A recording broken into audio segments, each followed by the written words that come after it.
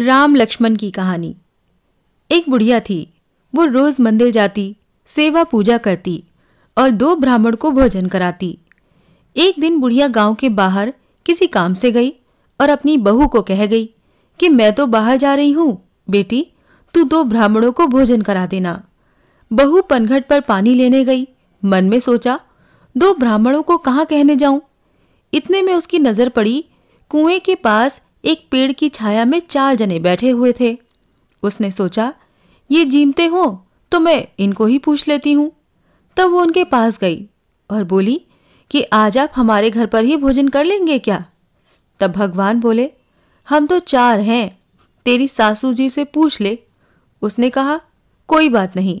वो घर गई और फटाफट भोजन की तैयारी करने लगी और भागी भागी जाकर उन्हें बुला लाई कि चलो खाना तैयार है। चारों जने आए। फिर उसने पत्तल रखी और वो खूब मन लगाकर उन्हें भोजन कराने लगी।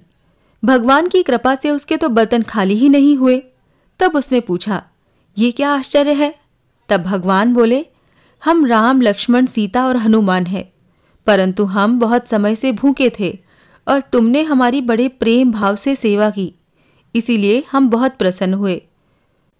कुछ तुम्हारी मनोकामना हो तो बोलो, हम उसे पूर्ण करेंगे।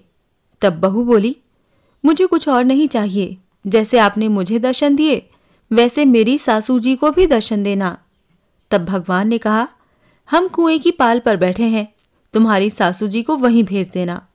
जब सासू जी आई और बहू से पूछा बेटी ब्राह्मणों को भोजन कराया, तो उसने कहा मैंने 2 नहीं 4 को भोजन करवाया, राम लक्ष्मण सीता और हनुमान को। तब सासू माँ बोली बेटी तुझे उनके दर्शन हुए और तो मुझे भी दर्शन करा दो। बहू बोली माँ कुएं के पास पेड़ की छाया में बैठे हैं, आप भी दर्शन कराओ। और सासू जी दौड़ी दौड़ी गई, भगवान के दर्शन किए। भगवान ने बुढ़िया को दर्शन दिए और फिर अदृश्य हो गए।